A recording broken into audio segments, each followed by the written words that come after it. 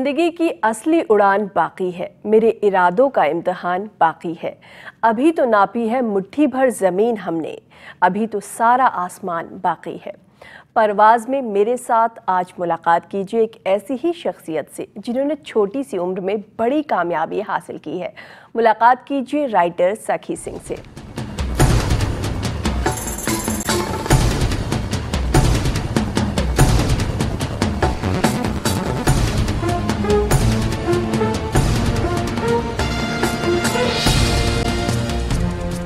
सखी, आपका वेलकम है हमारे इस प्रोग्राम में। Thank you so much. सखी, जैसे हमें मालूम है आप 11th की स्टूडेंट हैं और आपने एक नॉवेल लिखी है, तो आपकी उम्र के हिसाब से ये बहुत बड़ी बात है, तो ये थॉट कैसे आया? मैं बहुत बुक्स पढ़ती हूँ, हमेशा से ही पढ़ती थी, बचपन से ही पढ़ती थी। ये नेट पे पढ़ना और वैसे हार्ड कॉपीज़ भी। तो मैं जैसे कि बहुत लव स्टोरीज़ पढ़ती थी कि आजकल वही ज़्यादा चलता है, मार्केट भी ज़्यादा उसी की है। तो मैं ये देखती थी लव स्टोरीज़ में हमेशा एक ट्रैजिक एंडिंग होती थी, बीच में ट्रेजेडी कुछ ना कुछ, एंड आपका बीच में पढ़ के मूड खराब हो जाता था। तो मुझे अच्छा नहीं लगता था कि अब आजकल जो अब देखते हैं ट्रेंड यही है कि लोग ये कहते हैं कि प्यार बेकार है, लव इज़ बुलशिट, कोई फ़ायदा नहीं है प्यार करने का, प्यार से दर्द मिलता है। हाँ। तो मैं जब ये नॉवल लिखने का सोचा तो मुझे ये दिमाग में आया कि यार क्यों ना मैं प्यार को ऐसे दिखाऊं जिसमें प्यार में खुशी मिलती है, क्योंकि प्यार एक अच्छी चीज़ तो है ही, सेल्फलेस है। तो मैंने बस एक रिलेशनशिप के एक हैप्पी पार्ट पे फोकस किया, तो मेरे को वही वैसे आइडिया आया। ऑलरेडी इतनी सारी नॉवेल्स लव स्टोरीज पे लिखे जा चुके हैं, तो फिर आपको ऐसा क्या लगा कि मैं कुछ नया लिखूंगी? जो इंडियन ऑथर्स हैं वो एक इंडियन सेटिंग रखते हैं जनरली। मैंने थोड़ी इंडियन नॉवेल्स कम पढ़ी हैं, मैंने बाहर की ज़्यादा पढ़ी हैं, तो मेरी ऑब्वियसली सेटिंग भी बाहर की है, वेस्टर्न सेटिंग है बिल्कुल। तो नया सच ऐसा नहीं है कि मेरी कहानी पर किसी को ये लगेगा कि तो बिल्कुल आउट ऑफ द बॉक्स है। मेरी कहानी बहुत ऑर्डिनरी सी है, आम कहानी है, पर मेरा बस यही था मोटिव अलग दिखाने का कि मेरी कम शब्दों से वो रीडर है मेरी बातें समझ पाए। आपको ऐसा नहीं लगा कि किसी भी लव स्टोरी को समझने के लिए बहुत गहराई है और उसमें इमोशंस हैं, तो उसको समझना आपकी उम्र के लिए आसान तो नहीं है, बट वही है जो आसपास देखा, सुना, समझा। क्योंकि मैं ये मानती हूँ कि आप लिख तभी सकते हो, कुछ इमोशनल चीज़ तभी कर सकते हो जब आपको कुछ लाइफ में ऐसा कुछ मिला हो जिससे आपको समझ आए। हाँ, मैं ये नहीं कह रही वो लाइफ में ऐसा कुछ मिला है जिससे मेरे को ये समझ आया कि मेरे को बहुत दर्द पहुंची है। अभी ऑब्वियसली मैं छोटी हूँ, तो मुझे अपने उम्र के हिसाब से ये पता है कि दर्द का आइडिया क्या मिल सकता है। और ऑब्वियसली मूवीज़ देखी हैं, एक तरफा प्यार की चीज़ें पढ़ी हैं। अच्छा। तो समझ आया कि प्यार, एक वेग आइडिया लग गया कि प्यार क्या हो सकता है। आपके फादर भी राइटर है, तो कहीं ना कहीं इंस्पिरेशन की बात करें तो वहीं से आपको मिली? मेरे पापा ऐसे किताब लिखते हैं जैसे कि उनकी कहानी वही सिंपल होती है। अच्छा। उनकी कहानी में कोई ढोंग नहीं होता। अब जो मैं बाहर की नॉवेल्स पढ़ती हूँ उनके अंदर एक ऑब्वियसली एडेड लेयर होती है, एक अलग सेटिंग होती है बिल्कुल, बट कुछ नॉवेल्स में मेरे को लगता है कि हाँ मैं वो बातें फील कर सकती हूँ मुझे जो दिल को छू रही हैं। आप अभी स्कूल में हैं, छोटी है नॉवल लिखने के हिसाब से, तो आपको ऐसे नहीं लगा कि अगर आपको इस फील्ड में जाना ही है तो पूरी लाइफ पढ़ी है, आप अपनी एजुकेशन कंप्लीट करने के बाद भी लिखना शुरू कर सकती हैं, तो अभी बहुत जल्दी नहीं है? हाँ, ये बात तो है, पूरी लाइफ पढ़ी है, पर एक्सपोजर की ज़रूरत होती है क्योंकि आगे वही है, आगे समझ नहीं आया तो, और आगे तो एक obviously stable income, stable profession चाहिए एजुकेशन के बाद अपनी। तो मैंने सोचा अभी से ही शुरुआत करते हैं, वक्त अभी है, अभी कर लेती हूँ। जो पेरेंट्स हैं वो यही चाहते हैं कि जो उनका बच्चा है वो फोकस करे सिर्फ पढ़ाई पर, नॉवेल्स ना पढ़े, टीवी ना देखे, गेम्स ना खेले। आजकल बच्चे बहुत ज़्यादा एक्टिव रहते हैं सोशल मीडिया पर भी, तो ये सारी चीज़ों से दूर रहे। मुझे बोलते हैं वैसे कि सोशल मीडिया से सबसे ज़्यादा कि उससे थोड़ा दूर रहो, उससे अपने आप को थोड़ा बचा के रखो, क्योंकि वही होता है कि आप अपने गोल से डेविएट कर जाते हो, अपने मकसद भूल जाते हो, क्योंकि वही ढोंग में बिलीव करना शुरू हो जाते हो कि मुझे ऐसा बनना और ऐसे लगना है जिससे सोसाइटी मुझे एक्सेप्ट करे। तो मुझे उस मतलब में ये सिर्फ कहा गया था कि जैसे आप हो आप वैसे ही रहो। बचपन से किताबें पढ़ती हूँ और मैं थोड़ा फैमिली में सभी लोग किताबें पढ़ते हैं, पापा के साइड से सबसे ज़्यादा। तो अब तो वो चीज़ थी, तो उन्हें वही समझ आया कि अब पढ़ती हूँ तो वो कुछ कर नहीं सकते, कि आदत सी बन गई थी। खाना खाते हुए किताब पढ़ रही हूँ साथ साथ। अच्छा। और जब भी फ्री होती तो दो तीन किताबें साथ में एक साथ खोली। मैं हमेशा किताब पढ़ के वैसे खुशी मिलती थी मुझे। आपकी उम्र के जो बच्चे हैं वो सोशल मीडिया पर बहुत एक्टिव है, FB हो, इंस्टाग्राम हो, इन सब पे ज़्यादा एक्टिव है। सेल्फी खींचो और उसमें पोस्ट कर दो या फिर कुछ भी लिख दो, तो आप भी देखती होंगी, तो आप इसको किस तरह से लेती हैं? नेगेटिव लेती हैं, पॉजिटिव लेती हैं? सोशल मीडिया के नज़रिए होते हैं, देखने का नज़रिया होता है, मिक्स्ड बैग है, पॉजिटिव भी नेगेटिव भी। पॉजिटिव एक तरह से कि हाँ दुनिया की जानकारी मिल जाती है, अब लोगों से कनेक्ट कर सकते हो जो आपसे बहुत दूर बैठते हैं, मैं तो इतनी ही मानती हूँ। और हाँ ऐसा नहीं कि इंस्टाग्राम फेसबुक पे मैं एक्टिव नहीं हूँ, मुझे भी बहुत मज़ा आता है सब कुछ करने में, सेल्फीज डालने में। बट हाँ मैं मेजरली आजकल इंस्टाग्राम को इसलिए यूज़ करती हूँ कि मेरे को अपनी राइटिंग्स प्रोपोगेट करनी है, तो मैं थोड़ा इस दिमाग से करती हूँ। अब सबका यूज़ करने का तरीका होता है। मेजरली आजकल जो हम यही देखते हैं, जो आजकल का यूथ है, जो मैंने देखा है, सब अपने आप को वही एक तरह से स्पेसिफिक तरीके से प्रेजेंट कर रहे होते हैं कि मैं बहुत कूल हूँ, मैं बहुत आउट गोइंग हूँ, मैं बहुत पार्टीज पे जाती हूँ या जाता हूँ। तो इस मतलब मैं मानती हूँ कि बहुत नेगेटिव इम्पैक्ट देता है सोशल मीडिया, क्योंकि वही होता है जब छोटे होते हो आपको अक्ल नहीं होती है, पेरेंट्स से बस हाथ पे फ़ोन दे दिया होता है बात मान के कि ले लो फ़ोन, और उन्हें फ़ोन मिल जाता है, फिर उन्हें और दुनिया की 100 तरीके की और चीज़ों का एक्सेस मिल जाता है जो इस समय शायद ज़रूरत नहीं है। तो मैं तो दोनों तरीके से मानती हूँ, पॉजिटिव भी है नेगेटिव भी है। सखी, आपसे ये मज़ेदार बातों का सिलसिला आगे भी जारी रहेगा। यहाँ पर वक्त हो गया एक छोटे से ब्रेक का।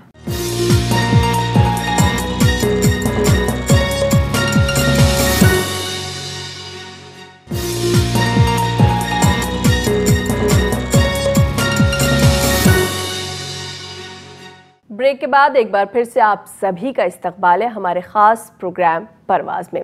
सखी, आप हमें बता रही हैं अपनी बुक के बारे में। सबसे पहले ये बताइए कि इस किताब में आपने क्या लिखा है, इसका टाइटल क्या है? किताब का टाइटल है अफेक्टेड एडमिरेशन। वही है, टाइटल से, कवर से भी कोई समझ जाएगा कि प्यार की कहानी है। पर मुझे वही लगता है कि कुछ मेरे शायद दोस्त किताब को नहीं खरीद पाएंगे क्योंकि उनके शायद पेरेंट्स ऑब्जेक्ट करें, पर वही है, मेरी किताब में ज़्यादा कुछ ऐसा है नहीं क्योंकि नेचुरल चीज़ें हैं। प्यार भी एक नेचुरल चीज़ ही होती है, सभी को होता है, वो डिपेंड करता है सबको किस तरह से होता है, क्योंकि प्यार की तो गहराई एक ही तरह से होती है। किताब का लिखने का थोड़ा तरीका अलग है बाकी किताबों जैसे कि सब लोग थर्ड पर्सन पास्ट टेंस में लिखते हैं, अगर नोटिस किया जाए तो उनका प्रोटैगनिस्ट आई होता है। मेरा प्रोटैगनिस्ट यू है, that is second person, and देखा जाए तो प्रेजेंट टेंस में लिखी है मैंने। अच्छा। इस किताब के अंदर टाइम पे फोकस करें कि वक्त के हिसाब से आप खुद भी अपने रिलेशनशिप को कैसे निखारते हैं, क्योंकि हम यही देखते हैं रिलेशनशिप चाहे कैसा भी हो, दोस्ती प्यार, हम यही देखते हैं कि जब लोगों को एक दूसरे से खफा होते हैं लोग बात नहीं करते, लोग चुप होके बैठ जाते हैं, एंड चुप होना सबसे ज़्यादा मैं मानती हूँ डेंजरस होता है, क्योंकि अगर आप चुप होते हो तो किसी को समझ नहीं आएगा कि आगे से कि उसकी गलती क्या है। अब गलती समझ नहीं आएगी तो वो अपने आप को सुधारेगा कैसे। तो मैंने इस किताब के अंदर वही फोकस करा है। थोड़ा मैंने ड्रीम्स वगैरह का ही फोकस डाला है कि जब सपने किस तरह से आते हैं लोगों को, कैसे किस प्रकार के होते हैं, क्या होता है सपनों में, कैसे फील करते हो। और हाँ बस मेरी किताब में ऐसे ही कुछ है बस। और दोस्ती पे भी फोकस है, हाँ जैसे कि जो कैरेक्टर है उसकी दोस्त है वो अच्छी लड़का दोस्त है, तो मैंने वो भी दिखाया है कि हाँ दोस्ती में भी एक अलग तरीके का प्यार होता है और रिलेशनशिप का भी एक अलग प्यार होता है, क्योंकि रिलेशनशिप में वही होता है जैसे कि सब में कुछ होता है देखिए। हाँ। उसके अंदर तो वही बोलते ना, प्यार एक दोस्ती है। अगर मुझे सबसे अच्छी दोस्ती मिल सकती तो मैं शायद से प्यार कभी कर ही नहीं पाऊंगा। तो मैंने बस इसके अंदर सबसे ज़्यादा सिग्निफिकेंस ही दोस्ती और प्यार पे दिया है, और ऑब्वियसली दोस्ती और प्यार की खुशी वाली साइड को। अच्छा। कि जहाँ समझ सकते हैं एक दूसरे से बात कर सकते हैं, एक दूसरे से अगर कोई दिक्कत है तो बता सकते हैं कि मुझे ये प्रॉब्लम है, अगली बार से ऐसा मत करना। जिन कैरेक्टर्स को लेकर आपने ये नॉवेल लिखा वो किसी ना किसी को आपने दिमाग में रख कर लिखा होगा। मैं मानती हूँ कि जो मेरे कैरेक्टर्स है ये सब मैं मानती हूँ कि मेरी पर्सनैलिटी का एक्सटेंडेड वर्जन है कि मैं ऐसी हो सकती हूँ। जैसे कि मैं मानती हूँ मैं इतनी कॉन्फिडेंट नहीं हूँ क्योंकि मेरे को लोगों का थोड़ा डर रहता है कि वो क्या सोचेंगे, जबकि मुझे अंदर से एक बात पता है कि ये 100 लोग हैं, इनको मैं नहीं जानती, ये मुझे नहीं जानते, तो इनके सोचने से मेरी लाइफ पे कोई प्रभाव पड़ना ही नहीं चाहिए। जैसे कि कैरेक्टर्स में वो लड़की का बेस्ट फ्रेंड, मैंने वो दिखाया कि वो बहुत अपनी आइडेंटिटी को लेके बहुत कॉन्फिडेंट है। मैंने कम्युनिकेशन पे फोकस करा है, ये तो मैं खुद करती हूँ कि अगर मुझे किसी से प्रॉब्लम होती है तो मैं बता देती हूँ, अगर मैं किसी के लिए बहुत ज़्यादा किसी भी मतलब में फील करती हूँ तो मैं बता देती हूँ, किसी भी इमोशन को लेके, गुस्सा और प्यार जैसे भी। तो मैं यही मानती हूँ कि सब मेरी पर्सनैलिटीज़ का एक एक्सटेंडेड वर्जन है। हाँ थोड़ा जो आसपास मेरे जो नियरेस्ट इन्वायरमेंट में मेरे पेरेंट्स, मेरे दोस्त, थोड़ा उनके कैरेक्टर्स को लेके कोई स्पेसिफिसिटी नहीं रही है, सबसे कुछ ना कुछ रहा है। जब आपने ये बुक लिखी तो आपके जो फ्रेंड्स थे, टीचर्स थी, उन सब का रिएक्शन क्या था? जब दोस्तों को बताया, अपने टीचर्स को बताया तो वही जाहिर सी बात है, थोड़ा शॉक्ड हो गए थे कि हमें पता कैसे नहीं चला। अच्छा। तो ये चीज़, क्योंकि कुछ ही लोगों को पता था कि मैं लिखती हूँ, क्योंकि बाकी तो मेरा स्कूल में अगर देखा जाए तो मेरा ज़्यादा एकेडमिक कंट्रीब्यूशन ही रहा है। मैं लाइक अच्छे मार्क्स ही आते हैं तो प्राइज विनर रही हुई हूँ, तो सब लोग मुझको जनरली उस तरह से थोड़ा जानते हैं। बहुत कम लोगों को पता है कि मैं लिखती हूँ। तो जब लोगों को पता लगे कि किताब लिखी तो पहले तो सबका एक कैरेक्टरिस्टिक रिएक्शन हुआ कि अब तो सेलिब्रिटी हो गए, अब तो बात ही नहीं करोगे, बट लाइक हाँ एक पॉजिटिव रिएक्शन ही रहा सबका। सब वही लगा कि सब मेरी खुशी में खुश है, किसी को जलन नहीं है। कब कब लिखती थी आप? घर पे रात को लिखती थी, सुबह लिखती थी? वही कोई स्पेसिफिक टाइम नहीं है। हाँ, मेरे को इतना पता, मैं म्यूजिक सुन के लिखती थी। अब किताब सारी फ़ोन पे लिखी है, तो मैंने फ़ोन का एक अच्छा इस्तेमाल करा अपने लिए। अच्छा। वो भी 10th के प्री बोर्ड्स के बाद ही। तो उस समय तो कोई ऑब्वियसली सब लोग अपना फ़ोन छोड़ रहे होते हैं, मैं तो फ़ोन को गले से लगा के रखा था, क्योंकि वही किताब लिख रही थी। और मैं लिखती थी, कभी कभी रात को लिखती थी, क्योंकि रात को वही होती शांति होती है, रात को आराम से सोच सकती थी। और कभी कभी म्यूज़िक सुनते हुए भी शांति मिलती थी, तो दोनों चीज़ें साथ में कर ली। पर हाँ, जब भी आइडिया आता था, दोपहर को आ रहा है, सुबह आ रहा है, तो लिखना शुरू कर दिया। और अगर स्कूल में हूँ, अब स्कूल में तो फ़ोन तो अलाउड नहीं होता, तो जो भी आइडिया है उसका एक थोड़ा सा पोर्शन नोट कर लिया रजिस्टर में, जिससे मुझे पता है घर जाके एक्सपैंड कर लूँ। क्योंकि मुझे पता है कि शायद लोग इंसिडेंट नहीं पढ़ेंगे, बट वो 1-2 लाइनें जो होती है वो लोगों को, जैसे बोलते नहीं कोट्स, तो वो कोट्स लोगों को अगर हिट करे तो वो बहुत अच्छा लगता है। मैंने उस चीज़ को दिमाग में रख के जैसे जैसे आइडिया आता था मैं लिखती थी। क्योंकि वही है, क्योंकि कई बार होता था कि मुझे सिनेरियो दिमाग में आ गया, मुझे ये समझ आ गया कैरेक्टर्स की सेटिंग कहाँ पे है, वो बेसिक बात क्या करेंगे, बट वो कुछ होता ना, वर्ड समझ नहीं आ रहे। तो इसमें फादर की हेल्प लेती थी आप लिखने में? तो लिखने में तो कोई हेल्प नहीं ली, वो तो खुद ही करा। जैसे आप बता रही हैं कि कुछ वर्ड्स होते थे वो समझ नहीं आ रहे थे। नहीं, जैसे कि वर्ड्स मतलब वो उस स्पेसिफिक सिनेरियो के लिए समझ नहीं आते थे, बट वो खुद ही दिमाग में आता था एंड में। क्योंकि वही ये पापा का लिखने का तरीका और मेरा लिखने का तरीका बहुत अलग है। ऐसा पापा कहते हैं कि मेरी कॉम्प्रिहेंशन ज़्यादा अच्छी है उनसे, वो तो मुझे नहीं पता। बट हाँ, लाइक जब मैंने किताब ख़त्म कर ली थी तो उनसे मैंने बस एक राय मांगी थी कि आप मेरी किताब पढ़िए। और जब मैंने पापा से किताब पढ़वाई तो पापा ने मेरे को काफ़ी तरह एडिटोरियल नोट्स दिए कि जैसे कि ये सीन और यहाँ पे थोड़ा गैप है, यहाँ एम्प्टीनेस लग रही है, तो यहाँ पे कुछ ऐसे चीज़ डालो जिससे डेप्थ समझ आए लोगों को नॉवल के अंदर। बिकॉज मैंने बहुत पार्ट्स में लिखी थी ये। पापा ने मेजरली मेरी यही हेल्प करी, उन्होंने कुछ अपने आप से ऐड नहीं करा, क्योंकि वही है, जिस तरह से मैं लिखती हूँ वो उस चीज़ को अडेप्ट नहीं कर सकते। अच्छा, तो वही है। जब आपने उन्हें बुक कंप्लीट करने के बाद बुक पढ़ने के लिए दी, तो क्या कुछ उन्होंने ऐसा भी कहा कि ये लाइन अगर इस तरह से लिखी जाती तो ज़्यादा अच्छा होता? थोड़ा बहुत बताया था मुझे कि लाइक कुछ और लाइंस ऐड करो, इस वही जैसे मैं बता रही थी कि एक इमोशनल डेप्थ ऐड देने के लिए रीडर्स को, कि जिससे रीडर्स को यहाँ लगे कि बस ये किताब थी, लिख दी, मतलब सबको समझ आया कि सोच के लिखी है, गहराई से लिखी है। तो पापा उस मतलब में बताते थे कि ये लाइन को यहाँ पे ऐड कर दो, यहाँ पे कुछ और अलग लाइंस ऐड कर दो, या एक अलग ही सीन ऐड कर दो, जिससे लोगों को समझ आए कि इस किताब में कोई बात है।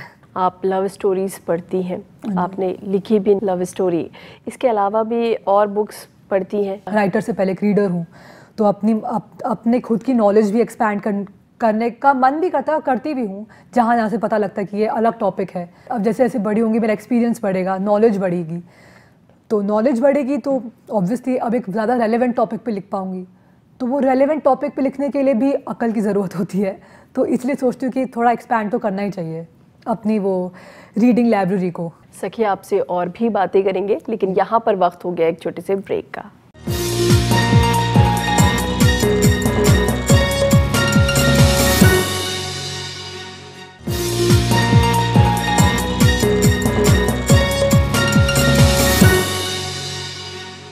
ब्रेक के बाद एक बार फिर से आप सभी का इस्तकबाल है हमारे ख़ास प्रोग्राम परवाज़ में।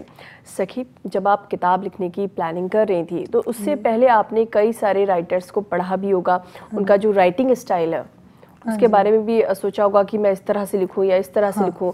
तो अगर मैं आपके फेवरेट राइटर्स की बात करूं तो वो कौन कौन से हैं और किन किन को आपने पढ़ा लिखने से पहले? मैं ऑब्वियसली बहुत ऑथर्स की किताबें पढ़ती हूँ। सबसे पहले दिमाग में आया मुझे कैसेंड्रा क्लेयर दिमाग में आई और जॉन ग्रीन दिमाग में आई कि कन्वेंशनल राइटर्स है, और बहुत है काफ़ी कुछ। अब जैसे कि मैं नेट पे किताबें पढ़ती हूँ तो there is this one author Wattpad पे जो है वॉटपैड पे, इंस्टाग्राम पे भी लिखती है, तो उसका नाम, उसका like I think pen name है बर्डी।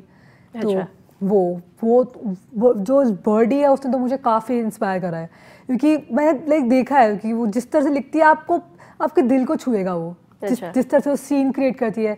और बाकी जॉन ग्रीन वगैरह भी, कैसेंड्रा क्लेयर, क्योंकि इनकी अगर आप किताबें पढ़ते हो तो आपको समझ आता है कि जॉन ग्रीन को जैसे ज़्यादा लोग पसंद नहीं करते, क्योंकि लोगों का वही होता है कि तो एक ही जॉनर है उसका, बट जॉनर एक है तो मुझे जॉनर पसंद है वो, तो इसलिए मैं काफ़ी पसंद करती हूँ। हाँ, कुछ हैं और राइटर जो वो सुपर साइंस फिक्शन वगैरह लिखते हैं, जैसे कि वेरोनिका रॉथ है, जैसे डाइवर्जेंट की सीरीज़ लिखी है, ट्रायलॉजी लिखी है, वो J.K. रोलिंग तो सबको पता ही होगा, हैरी पॉटर, तो बहुत और हैं जो मुझे पसंद है बहुत ज़्यादा। पापा मेरे फेवरेट नहीं है अगर देखा जाए तो। अच्छा। पापा फेवरेट नहीं है, बट हाँ, पापा को भी काफ़ी पसंद करती हूँ, क्योंकि उनसे भी मुझे वही समझ आता है कि किताब को आप कैसे ऑर्डिनरी रख सकते हो, कि आप कोई किताब में ज़रूरी नहीं है कि आपको कुछ ना कुछ अजीब सा एलिमेंट डालना ही है जिससे आपको लगे कि हाँ मतलब किताब में कोई बात होनी चाहिए, क्योंकि जितनी सिंपल किताब उतनी ही ज़्यादा गहरी, ऐसा मैं मानती हूँ। और ऐसा मैंने अपने ये चीज़ मैंने थॉट प्रोसेस कहीं ना कहीं मेरे को लगता है मैंने पापा से बोरो किया है।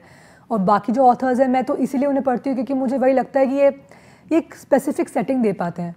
इस किताब से लिखने से पहले भी मैंने थोड़ी कोशिश की थी लिखने की, जब मैं छोटी थी और भी छोटी थी, जैसे 8th में थी तो भी कोशिश की थी लिखने की। तो पर मैंने उस किताब को बाहर नहीं निकाला क्योंकि मुझे पता है वो इतनी अच्छी नहीं है। अब अगर मैं देखूँ तो क्योंकि तब मैं थी 13-14 ईयर्स, तो हाँ तब तो शायद और भी ज़्यादा होता, पर मुझे पता था कि वो उस समय नहीं समझ आता कि तब तो पापा ने अलग ही लेवल से एडिटिंग की थी, इतनी कि मेरे को ये समझ नहीं आया था कि किताब मैं लिखी कि उन्होंने। अच्छा। तो वही तो इसलिए मैंने किताब को कभी निकाली नहीं बाहर, तो वो किताब मेरे पास ही पड़ी है। ये किताब मैं चाहती थी बाहर निकाले क्योंकि मुझे पता था कि मेरी क्रिएशन है, मैंने खुद लिखी है अपने आप अपने दिमाग से। ऑब्वियसली आइडियाज़ बोरो नहीं करे, बट राइटिंग स्टाइल, एक सेटिंग, सबको बोरो करके खुद का एक मिक्सचर बनाया था मैंने, क्योंकि वही जितना पढ़ा उतना ही समझ आया मुझे और उस हिसाब से सेटिंग भी समझ आई। फिर ये समझ आया कि ये कौन सा कंफर्टेबल राइटिंग स्टाइल, जैसे कि 2nd पर्सन प्रेजेंट टेंस से बहुत कम लोग लिखते किताबें, एंड जो बर्डी है वो लिखती है मेरे हिसाब से, जो मैंने देखा है। और जो मैंने काफ़ी इंस्टाग्राम पे फैन फिक्शन, जैसे आपको पता होगा कि किसी सेलिब्रिटी को एक स्पेसिफिक सीन में रख के, जैसे कि अब मुझे हैरी स्टाइल्स बहुत पसंद है तो इसको कोई टीनेज क्रश भी बोल देगा तो वो मुझे फ़र्क नहीं पड़ता। तो मैं हैरी स्टाइल्स की काफ़ी फ़ैन फिक्शंस पढ़ती हूँ इंटरनेट पे। वॉटपैड तो है ही, इंस्टाग्राम पे भी कुछ लोग लिखते हैं जिनको मैं फॉलो करती हूँ, तो थोड़ा वो लिखते हैं 2nd पर्सन प्रेजेंट टेंस में। तो मुझे वो राइटिंग स्टाइल सबसे ज़्यादा कंफर्टेबल इसलिए लगा क्योंकि वही बात है, मैं ज़्यादा एक्सप्रेस कर पाती थी, मैं ज़्यादा वर्ड्स लिख पाती थी इसके अंदर विथ मोर डेप्थ। ये कुछ लोग होते हैं ना जो वर्ड्स लिख देते हैं बट उन्हें मतलब नहीं पता होता किसी वर्ड का, जैसे एक छोटा वर्ड है सोलमेट। सोलमेट कितना भारी वर्ड है, अब किसी को राह चलते किसी को थोड़ा बोल दो तुम मेरे सोलमेट हो, तो वही बात है। तो इस राइटिंग स्टाइल में, इस स्पेसिफिक राइटिंग स्टाइल में मेरे को ये समझ आता था कि मैं अपने वर्ड्स को एक ज़्यादा डेप्थ दे सकती हूँ और इसके साथ और वर्ड्स इंकॉर्पोरेट कर सकती हूँ। जैसे कि अगर कोई मेरी बुक पढ़ेगा तो मेरी एक लाइन में सिर्फ कई बार वर्ड्स ही वर्ड्स हैं, तो मैंने ये देखा कि एक लाइन में अगर मैंने बहुत सारे वर्ड्स लिखे तो वो एब्स्ट्रैक्ट नहीं लगते, वो उस स्पेसिफिक सिनेरियो से रिलेटेड लगते हैं, जिससे रीडर बात समझ पाएगा, उसको अलग अलग तरीकों से वो कर पाएगा फील। तो मैंने इसीलिए ये स्पेसिफिक राइटिंग स्टाइल चुना और ये कुछ ऑथर है जो मुझे बहुत पसंद आते हैं। अच्छा, तो आप सिर्फ इंग्लिश राइटर्स को पढ़ना पसंद करती हैं या फिर कुछ हिंदी राइटर्स भी पसंद है? हिंदी राइटर्स भी हैं, जैसे दुर्जोय दत्ता और रविंदर सिंह।